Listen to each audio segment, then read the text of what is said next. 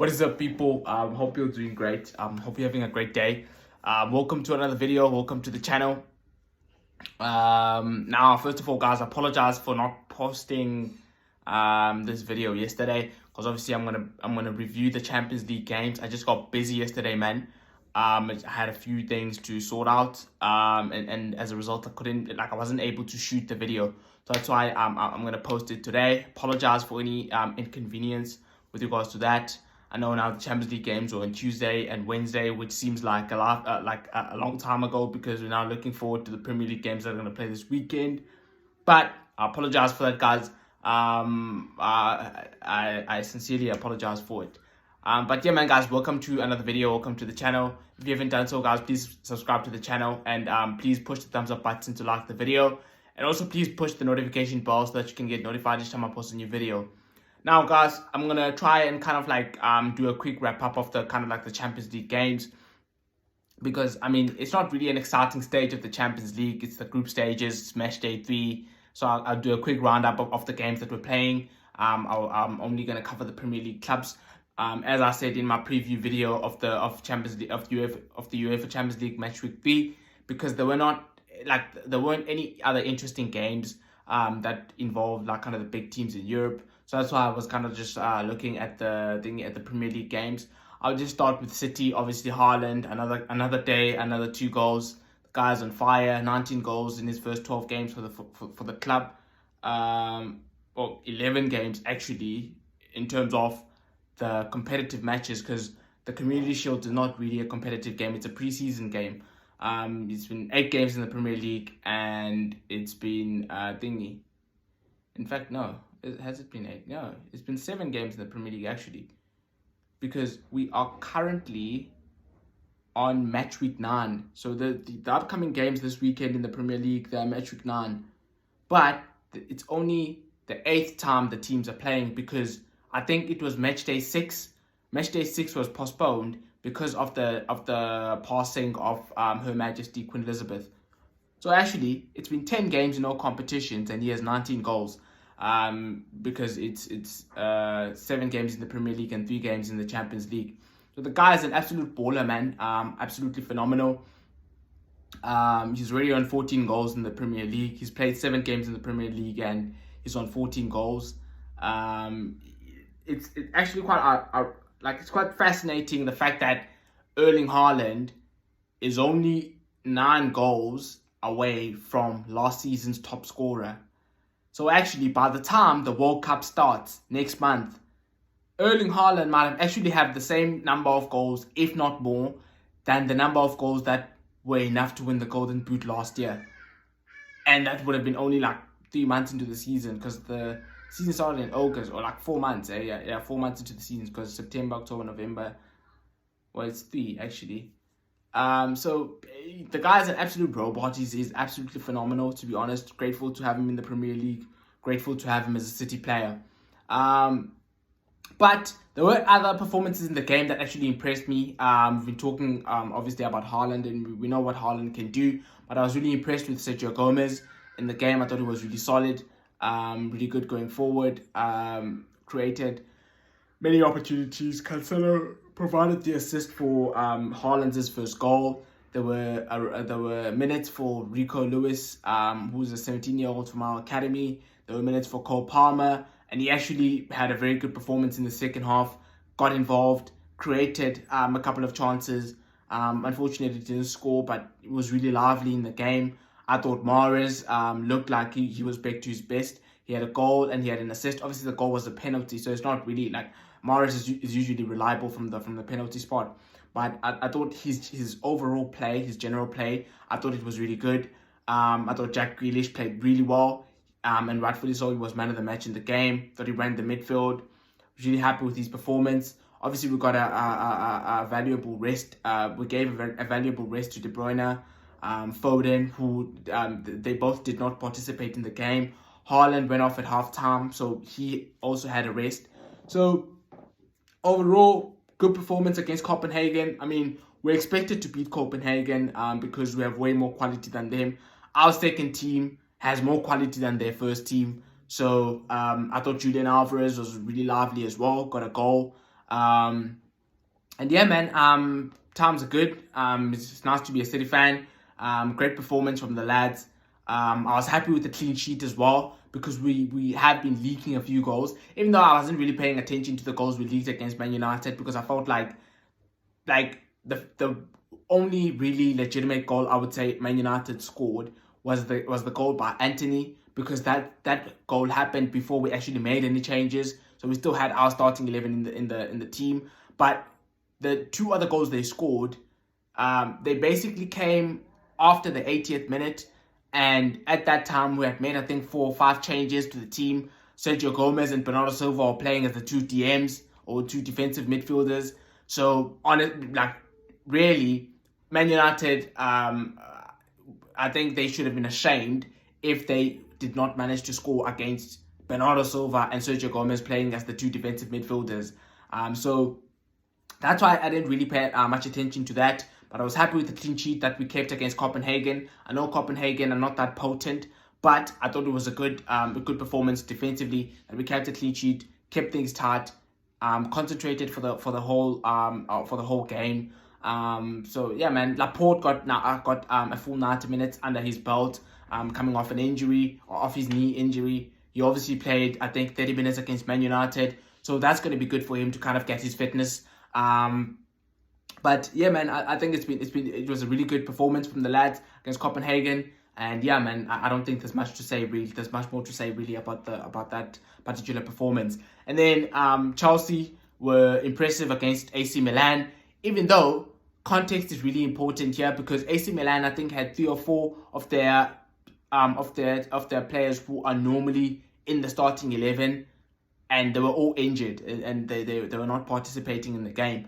So actually, AC Milan were not. I actually expected a better performance from AC Milan, because I felt like, well, if they won Serie A last season, then they must be at least decent. So they are going to put up a fight, and they are going to put up a decent performance. But when I was listening to people kind of analyzing the game and talking about the game, I then got like the context in terms of there were 4 or 5 first team players. Okay, not first team players, because a player who benches is also a first team player. But there were 4 or 5 players who are normally in the starting 11 for AC Milan, and they did not play. So I think realistically, obviously Chelsea, even with the players, even if those players who were injured for AC Milan were fit, Chelsea still have a better squad than AC Milan. So they would have probably won anyways. But when you're going to take away 4 or 5 players from the starting 11, then really it's a bit of a mismatch. And Chelsea did not really have loads of injuries, except I think for Kante and Wesley Fofana, who actually got injured in the game. But yeah, man, I thought it was a good win for Graham Potter's side. They ended up winning 3-0. I thought it was a great performance from Reece James, and rightfully so. He was the man of the match. It was a great finish from him. In terms of like, it was a side foot finish, but it was like basically it was a well crafted finish from a right back stroke right wing back. And Reece James is really a quality player. And obviously Reece James's performance against AC Milan kind of like sparked this debate in terms of, is he the best right back in the world, or is he the best right wing back in the world? And obviously almost automatically that's going to bring up a comparison between him and Trent Alexander-Arnold. Now, in my opinion, if I was starting a team, or obviously I support Manchester City, right? So if I could have one player in terms of right back, I love Kyle Walker. I think he's really good. I think his pace is really good in terms of helping us with regards to counter-attacks. But I think Reece James is a decent enough defender, and he knows how to defend against some of the best players in world football. Last season, when Chelsea played Real Madrid in the Champions League, even though they ended up losing, it was mainly because of Benzema really that they lost. But this guy, Reece James, had Vinicius Jr. in his pocket. He honestly pocketed... guys, I apologize for basically my video was interrupted by my alarm. But basically I was saying, the only time, obviously I was talking about Reece James and Trent Alexander-Arnold. I was talking about Reece James last season, in terms of how he pocketed Vinicius Jr. And the only time really that Vinicius Jr. had joy against Chelsea was in that first leg, in the first half, when Thomas Tuchel got his selection wrong, because he played a back three of Thiago Silva, Christensen, and Rudiger. And Christensen was basically being isolated by Vinicius Jr. and Vinicius Jr. was taking him on one-on-one because Reece James was playing as the right wing back. That was a very bad decision from Thomas Tuchel because Christensen is a decent defender, but if you're gonna put him up against Vinicius Jr., Vinicius Jr. is gonna win that battle all day, every day. But as soon as the second half came and Thomas Tuchel switched it up and he put Reece James as the right centre back, and Vinicius Jr. was up against Reece James, Reece James pocketed him for the whole game, and exactly the same thing happened in the second leg. Reece James played up against him and he pocketed him because Reece James is a great athlete, and therefore Vinicius Jr. is not going to be able to outrun him, and he also has good awareness defensively in terms of, like, he's not going to be fooled by the trickery of Vinicius Jr. So if I could have one player in our team at City, I would have Reece James at right back. So I guess automatically that would kind of say, well, I believe Reece James is the best right back in the world. But I think there's context here. I think Trent Alexander-Arnold is like having Kevin De Bruyne at right back. He's so good with regards to passes that he is literally a clone of Kevin De Bruyne. Obviously, his defensive awareness is really poor, and at times he seems like he's a bit slow in terms of reacting defensively. Like, he sees things late. So Trent Alexander-Arnold's football IQ is up there with the best in terms of seeing passes. So I guess I should put it as his attacking IQ is up there with the best, but his defensive IQ is up there with the worst, because at times, like, he struggles to see danger, basically. And I know right backs nowadays have kind of evolved in today's game in that, like, coaches nowadays expect their right backs to be able to attack, and a coach would rather have a fullback that can attack rather than a fullback that can defend but can't attack. So, like, for example, if you put Wan-Bissaka against Trent Alexander-Arnold, 10 times out of 10, coaches in football would take Trent over Wan-Bissaka, because Wan-Bissaka is way better than Trent defensively, but Trent is way better than him. He's probably 10 times better than him offensively. And therefore, coaches 10 times out of 10 would take Trent over Wan-Bissaka. So I think the problem really with Trent's game is the fact that he needs to polish up defensively, because at times his awareness defensively is awful, and therefore he gets caught on the counter attack, he gets caught on headers. Sometimes his positioning is bad, and therefore he kind of lets his team down in terms of conceding easy goals. Or conceding easy chances to the opposition, which ultimately most of the time lead to goals. So I think I would have Reece James in my team, because I think Reece James gives you the perfect balance between going forward and defending. Whereas Trent gives you loads going forward, but defensively he can be caught out a little bit. Not that I'm saying Reece James is flawless defensively, because there are times when Reece James has been caught defensively, but his defensive awareness is decent enough that he's not going to concede loads of chances against, like, opposition players. He might concede a few chances, but he's not going to concede loads of chances. And that's why, in my opinion, I would have Reece James over Trent. But I do not agree with this narrative that people have that Reece James is at the same level as Trent offensively. I think that's rubbish. I think Trent is up there in terms of creative ability, in terms of right backs.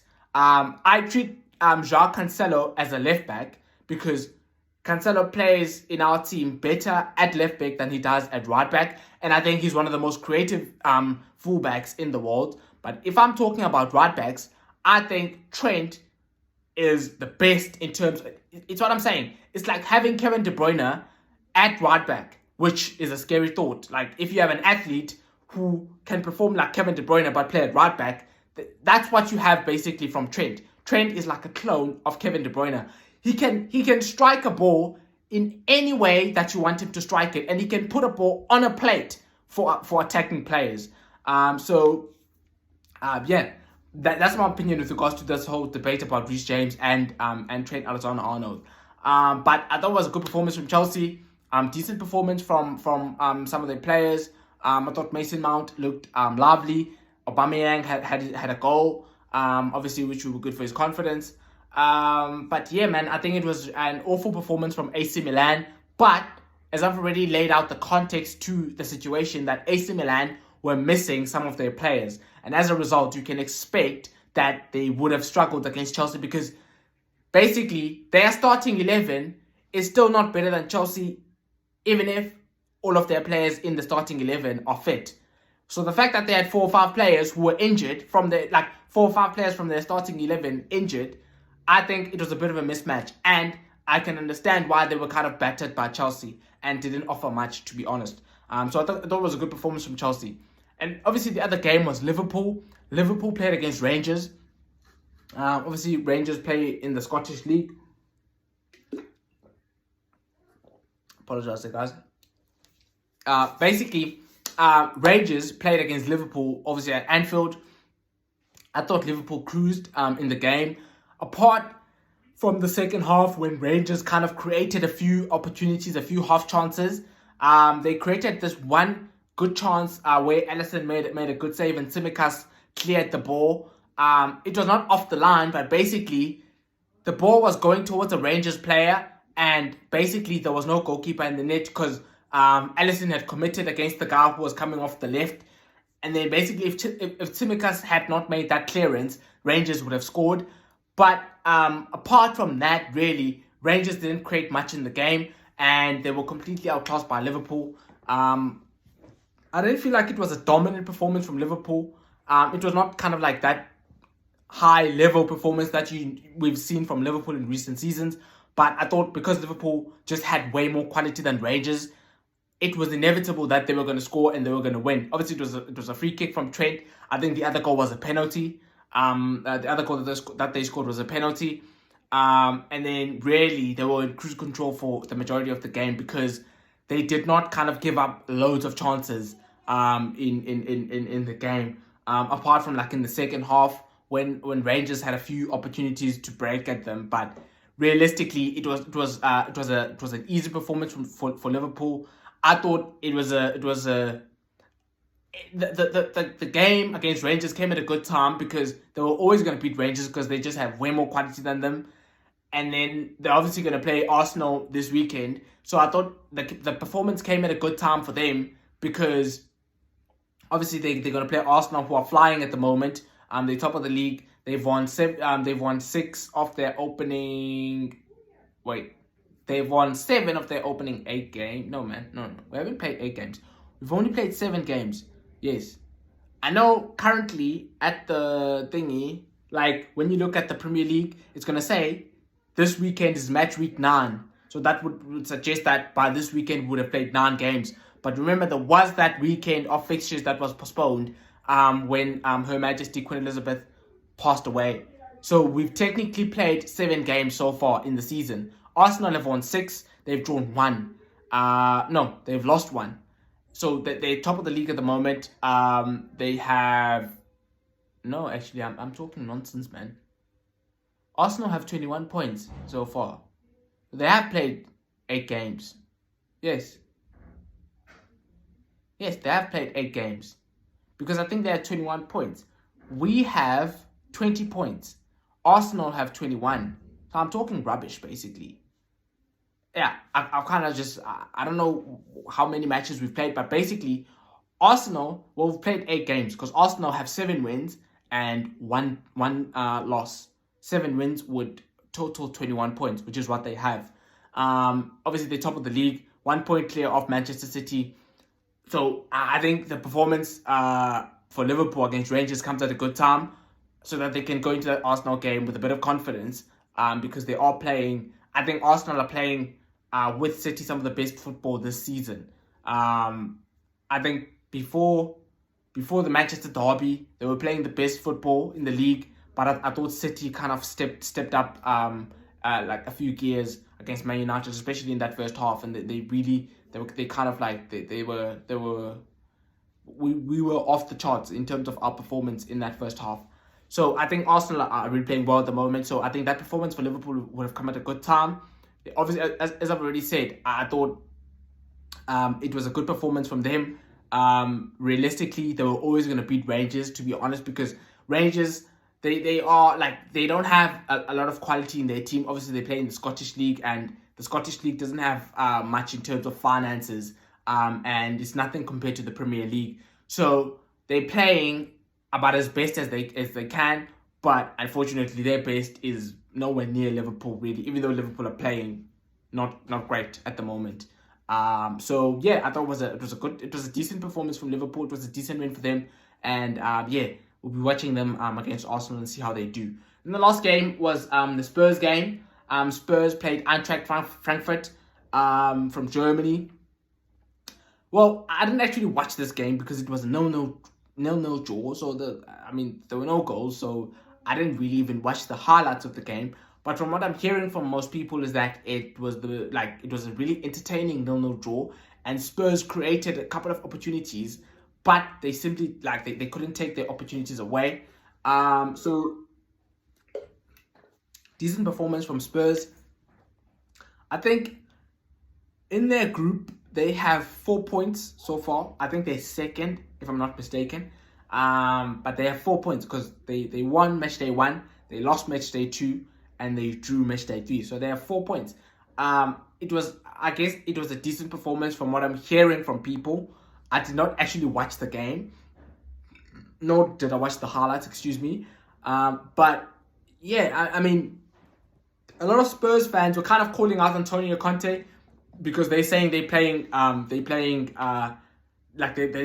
style of play is not great. Obviously, Spurs fans have kind of this analogy of wanting to play a great style of football, attacking style of football, and all of that stuff. But they've kind of sacrificed that under Antonio Conte because they believe Antonio Conte is a winner. Obviously, he is a winner. We all believe that. So they believe that he's going to lead them to a trophy. So they're kind of sacrificing this whole thing that they want of a great style of football in exchange for a trophy.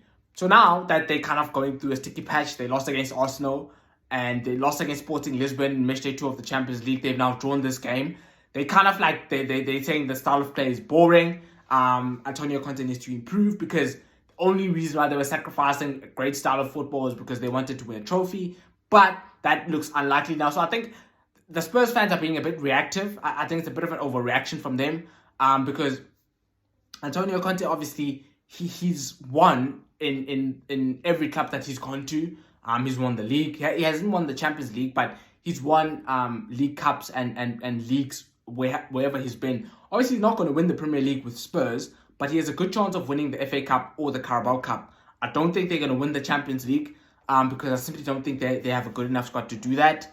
But they can kind of punch above their weight and win the FA Cup or the Carabao Cup, and I think that would be a decent run for them in terms of the quality that they have in their squad. Because as much as they've strengthened, they don't have loads of quality in their team because they haven't spent a lot in previous windows, and therefore they need a couple of windows to kind of freshen up the team and kind of be able to compete with the likes of Man City for the Premier League.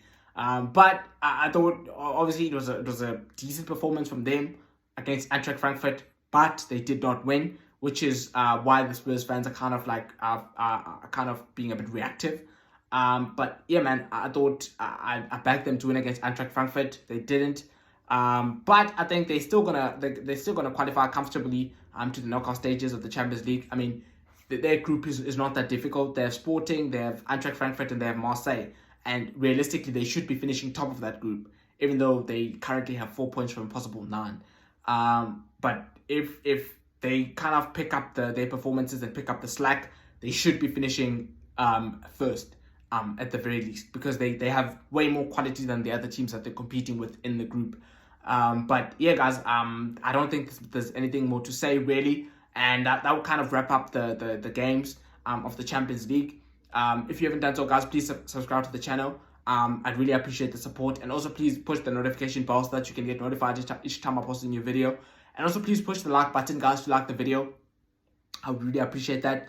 And as I always say, guys, it's free of charge. You just subscribe, push the thumbs up button to like the video. It massively helps with the YouTube algorithm. I'd really appreciate that from you guys.